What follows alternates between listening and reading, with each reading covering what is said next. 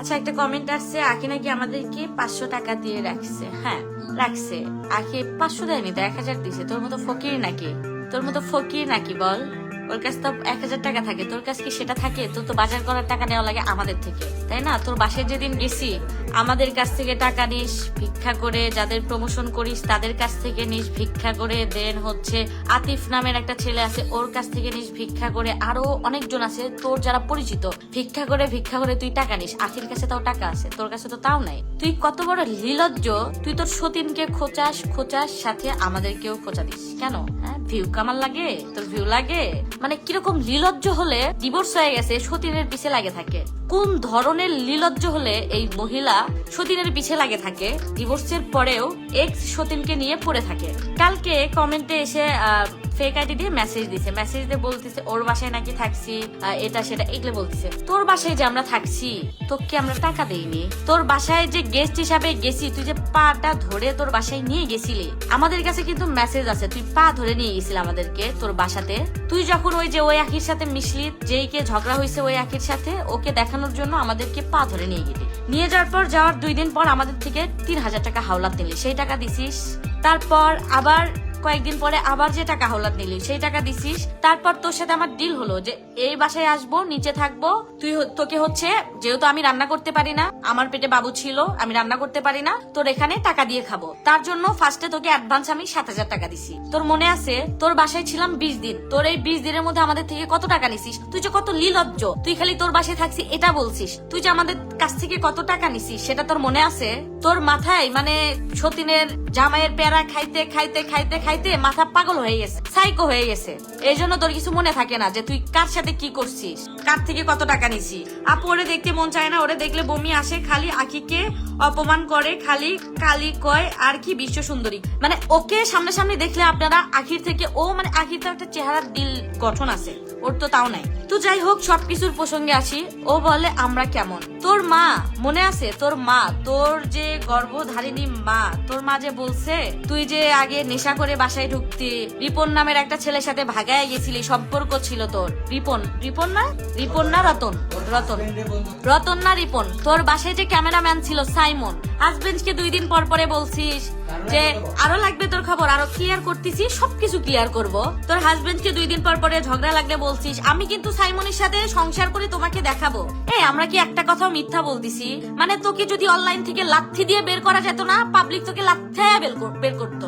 তুই এত নির্লজ্জ একটা মেয়ে, তুই আমার সাথে লাগছিস, আমাকে খোঁচা দিছিস, তার জন্য আমি তোকে কয়টা কথা বলছি, অবশ্যই বলবো। আমাকে কেন খোঁচা দিবি? তুই আমার হাজবেন্ডকে হোয়াটসঅ্যাপে এসে আমার হাজবেন্ডকে কথা বলিস, আমার হাজবেন্ড তোকে ছাড়বে? আমার হাজবেন্ড যদি তোকে পায় একটা করে তোর চুল ছিড়বে। তুই তো জানিস রাকিব কেমন, তাই না? তুই একটা মেয়ে মানুষ হয়ে, তুই একটা লেসবিয়ান হয়ে তুই রাকিবের সাথে লাগতে যাস, আমার হাজবেন্ডের সাথে লাগতে যাস। আর কিরকম লিলজ্জ! লম্বা ছেলে দেখলে ওর লোল পড়ে। ওর বাসায় যাওয়ার পর ও মা বলে যে, ওর মা সেটা বলে ওর সাথে নাকি বিয়ে দিত, আমার সাথে বিয়ে না হলে ও রাজাকে বলে চল রাজা আমরা একটু মিউজিক ভিডিও করি একসাথে। মানে কিরকম লিলজ্জহীন একটা মহিলা তুই বোঝ। কমেন্টে তুই হোয়াটসঅ্যাপে মেসেজ দিছিস, ভয়েস দিছিস, এসে বলতিছিস যে হচ্ছে ভিডিওতে দেখাইতে। তোর এত সাহস, তুই কি বলছিস না বলছিস তুই ভিডিওতে দেখা। তোর এত সাহস, তুই একটু দেখায় দে। তোর এত সাহস, আই মুখ খোল। তুই আমাদের নামে কি কয়টা কথা জানিস? যেগুলাই জানিস সেগুলা তো খারাপ কিছু না। আমার ভাতারকে তো আমি 10-15টা বিয়ে করাই না। আমার ভাতারকে কি আমি 10-15টা বিয়ে করাই নাকি আমি সতীন নিয়ে সংসার করি? আমরা খারাপ হলেও তোর মতো নির্লজ্জ না। আমরা খারাপ হলেও আমাদের মধ্যে ঝগড়া ঝামেলা মারামারি যাই হোক, তোর মতো নির্লজ্জ না। তোকে কি মারে না? হাত মারে তো একবার ঠোঁট কাটে ফুলাই দিছিল, মনে নাই তোর? ভুলে গেছিস? মানে এখানে তিশার যারা ফ্যান আছেন, ফ্যান ফলোয়ার, তাদেরকে কিছু কথা বলতে চাই। 2-1জন, সবাই না, 2-1জনকে বলতে চাই যে তোমরা ওর আসল রূপ জানো না। ও কিরকম নির্লজ্জহীন, কিরকম মহিলা সেটা জানো না। যে কিরকম নির্লজ্জ মহিলা সেটা তোমরা জানো না। যদি জানতা তাইলে বুঝতা। আবার হচ্ছে ভয়েসে আমাকে ভয়েস দেয়, একটা করে ভয়েস দেয়, একটা ব্লক মারে দেয়। তোর এত সাহস, ভয়েস দিয়ে ওয়েট করিস না কেন? আমার হাজবেন্ড মিরপুর 14তে বড় হয়েছে। ও বলে কি যে শেওড়াপাড়া থেকে নাকি বের করে দিছে। শেওড়াপাড়া আমার হাজবেন্ড চালাইছে, যাস ঢাকায় ঢুকিস একদম তো ল্যান্ডটা করে বের করে দিবে। নবীনগর থেকে বের করে দিছে বলছে, আর জ্বলে পুড়ে ছাই। আমার হাজবেন্ডের নামে ব্লেম দিস না। তোর মতো কি ওই কি 2 বউ লিয়ে থাকে না সতীন লিয়ে থাকে? তুই ঢাকায় ঢুকিস, আমার হাজবেন্ড না সৎ বাপের সাথে থাকে, না আমি সৎ বাপের সাথে থাকি তোর মতো। আমার হাজবেন্ড যদি তোকে ঢাকার ভিতর পায় তোকে ল্যাটা করে ছাড়বে, মনে রাখিস। আর আমি যদি তোকে সামনে পাই তোকে ল্যাটা করবো। মানে আপু যারা যারা আছেন তাদের উদ্দেশ্যে বলতেছি, মানে বিশ্বাস করেন ও এরকম নির্লজ্জ। ওর বাসায় যদি একটা মাস থাকেন, যদি দেখেন, তাইলে বুঝতে পারবেন ওই কোন ধরনের নির্লজ্জ। আপু তিশা একটা ডাস্টবিনের ময়লা, ওকে নিয়ে কথা বলো। ও বললো আর কথা আখিকে কালি বলে, ও কি বলো, মানে ও বিশ্বাস করেন গাইস, ও যে কালি বলে না, ও আখির মানে আখির যে একটা রূপ আছে না, ওই লোকেরও যোগ্য না। ও যে মানুষকে নিয়ে এত বাজে বাজে কথা বলে, ও লোকেরও যোগ্য না। আর অনলাইন থেকে যদি ওকে আপনাদেরকে বলতেছি, মানে আপু ভাইয়ারা, আপনারা তো জানেন ও কেমন। ওকে যদি অনলাইন থেকে বের করে দেওয়া যায় তো লাথি দিয়ে, তাইলে বুঝতো, বুঝছেন। খালি বের করা যায় না লাথি দিয়ে অনলাইন থেকে। আর ভবিষ্যতে তো ভিক্ষাও জুটবে না, দেখেন। আমার এত কিছু না, যে শ্বশুর শাশুড়ির নামে, আপনারা তো সবাই সাক্ষী তাই না, আপনারা কিন্তু প্রত্যেকটা মানুষ সাক্ষী। পরে পার্সোনাল বিষয় আমাদের সাথে বলছে, শ্বশুর শাশুড়ির নামে এত গিবত, এত মানে নিন্দা, এত খারাপ কথা। হ্যাঁ, শ্বশুর ভালো না, ভিউজের লেগে এটা করে, বুড়ার দাড়িগুলা ইচ্ছা করে টান দিয়ে ছিঁড়া ফেলি, হ্যান ত্যান আগুন বাগুন। হ্যাঁ, তারপরে যে শাশুড়ির নামে এত কথা, তারপরে যে ওই বাসায় যারা যারা থাকে, হ্যাঁ মানে ওই বাসায় যারা যারা থাকে বলতে আমি বুঝতে চাচ্ছি যে আহাদের ভাই আছে, মানে আহাদের ভাইটাই আছে, যে বউদের কথা, এত কথা ওই বাসায় গিয়ে এখন এভাবে চাপা মেরে কেমনে থাকে। আর ওই মানুষগুলা কি মাটির মানুষ, ওরা আমি একটা কথা বলি, আমি নাকি কি সব জামা কাপড় পরি, তিশা সুন্দর জামা কাপড় পরে। আচ্ছা আমি একটা কথা বলি, আমার এত দামি দামি ড্রেস পরার দরকার নাই। আমার দামি দামি ড্রেস কিনে বাসায় বাজার যে থাকে না, এটার প্রয়োজন নাই। ভাই আমার হাজবেন্ড, আমার বউ যে ভিক্ষা চেয়ে ড্রেস এনে পড়তে পছন্দ করে না, যেগুলো প্রমোশন আছে এগুলো আমি যতটুকু আমার বউকে কিনে দিতে পারবো। ওগুলো আগে হচ্ছে আমাদের সচল ফ্যামিলি থাকতে হবে, যেন আমার কার কাছে ভিক্ষা না চাইতে হয়, বাসায় একটা মেহমান আইসা যেন তার কাছে আমার টাকা না চাইতে হয়, আমার যেন সাফা না মারতে হয়। গাইস আমার 2-3টা দোকান আছে, আগে সচল থাকবো। আমার জামাই, আমি যদি বাসায় ছিঁড়া কাপড় পরেও থাকি, তারপরেও আমার জামাই অন্য বেটির দিকে তাকাবে না। ওর দামি দামি ড্রেস পরা লাগে কেন জানেন? ওর জামাই 2-4টে বিয়ে করে আর সব সময় মেকআপ করে থাকে, তারপরেও কাজ হয় না। আর আমার জামাই যদি ছিঁড়া কাপড় পরে থাকি, তারপরেও আরেকটা বিয়ে করে আনবে না বাসায়। তো শুধু দামি দামি ড্রেস পরলে হয় না, বাসায় বাজারও থাকতে হয়। আর আমার জামাই, আমি যদি ছেঁড়া ড্রেস পরে থাকি, তারপর আমার জামাই আমাকে ভালোবাসবে, আরেকটা বিয়ে করে আনবে না। আর ওর প্রত্যেক দিন চায়ে ড্রেস হাওলাত করে নিয়ে দেন হচ্ছে প্রমোশন চাইছে, ড্রেস পরা লাগে না, দামি দামি ড্রেস পরা লাগে না জামাইকে আটকে রাখার জন্য, তারপরেও তো আটকে রাখতে পারে না।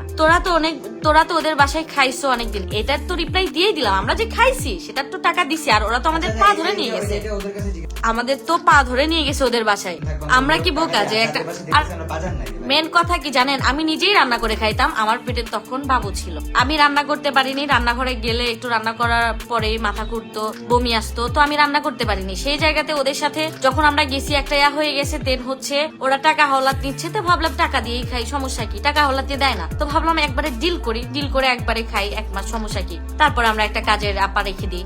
এই যে দেখেন অনেকজনকে ধরে নিয়ে, প্রিন্স মামুনকে ধরে নিয়ে গেছি, অপুর কয়েকদিন পর পরে এটা হয়, অনেক সেলিব্রিটির অনেক কথা হয়, কিন্তু ওর মতো বস্তিকে নিয়ে কেন কথা বলি, বুঝেন না? কয়েকদিন পর পরে ভিডিওতে আসবে, ওর এক্স সতীনকে খোঁচা দিবে তো দিবে, সাথে আমাদেরকে খোঁচা দিবে। কেন রে বোন? মানে তোর লিবিয়ান কি ভিউ কামায়া? তোর তো ইনকামের কোনো সোর্স নাই। আমার জামাই ট্রেডিং আছে, আমার জামাই এজেন্সি করে, আমার জামাই ওই বিজনেস করে, আমার জামাই গেমিং আছে, মানে সবকিছু আছে আমার জামাইয়ের। আমার জামাই যদি ভিডিও না করেও থাকে, তারপরেও টাকা ইনকাম করতে পারবি। তোর কি আছে? তোর কিছু আছে? তোর কিছু নাই দেখে ভিউ কমে গেলে আকির সাথে লাগিস, আমাদেরকে খোঁচা দিস, জামাইরে বিয়ে করাস। মানে তোর মতো লিলজ্জহীন মেয়ে আমি পৃথিবীতে একটাও দেখি। বিশ্বাস কর, তুই যে লিলজ্জহীন, তোর মতো একটাও দেখিনি আমি। মানে 2 দিন পর পরে ভিউ কমে যায়, ওই সতীনকে নিয়ে কথা বলে, এক্স সতীনকে নিয়ে, আর ভিউ দেয়। এই জন্য সবসময় সতীনের নাম উঠেই থাকে মুখে। কিরকম লিলজ্জহীন! তোরে কি খোঁচা দিছে? অবশ্যই খোঁচা দিছে। আখিরে যখন কথা বলে ইঙ্গিতে বলে যে সবাই, ঠিক আছে সবাই, এটা সেটা, মানে তোর কেন সবার নাম এটা নিতে হবে? তোর কেন আশেপাশের মানুষ নাম নিতে হবে? আমাদেরকে বুঝায়, পাশের বাসের ভাবিকে বুঝায়, আর আখিকে বুঝায়। এই 3 জনের নাম নেই তো চলিস, ভিক্ষা করে খাস এই 3 জনের নাম নিয়ে। ভাবিরা যখন থাকতো টাকা হাওলাত নিয়ে খাইতি ভাবিদের কাছ থেকে। যদি এক বাপের ভিডিও থাকো, তো যদি লজ্জা থাকে তাহলে খোঁচাবি, আর খোঁচানোর ইচ্ছা থাকলে ডাইরেক্ট এসে কথা বলবি, ঠিক আছে? তোর যদি কাউকে কিছু বলার ইচ্ছা থাকে তাহলে হোয়াটসঅ্যাপে যে কথা বলবি, খোঁচানোর ইচ্ছা থাকলে হোয়াটসঅ্যাপে আসবি। তুই কেন ভিডিওতে ইঙ্গিত দিয়ে বলিস যে আশেপাশে সবাই? তুই কেন ইঙ্গিত দিয়ে বলিস যে হচ্ছে আশেপাশে সবাই এরকম স্বার্থপর, এগুলা মানে আশেপাশে সবাই স্বার্থপর, মানে এগুলো কেন ইঙ্গিত দিতে হবে? আমরা স্বার্থপর, তোর সাথে কি করছি তুই হোয়াটসঅ্যাপে এসে বল। তুই এখানে কেন ক্লিক লাগাস? তো আবার তোর মতো লেসবিয়ানের তো আবার পেটের ভাত হজম হয় না। আর বিশ্বাস করেন গাইস, আরেকটা কথা হচ্ছে ও যে বিয়ে করায় না, ও মেয়েদের নিয়ে ওর সতীনদের সাথে ও থাকতে চায়, রাত্রে ঘুমাইতে চায়। এটা কোনো কথা বলেন? এটা কোনো কথা? ওর সতীনদের নিয়ে ও একসাথে থাকতে চায়, লেসবিয়ান গিরি করতে চায়, এটা কোনো কথা?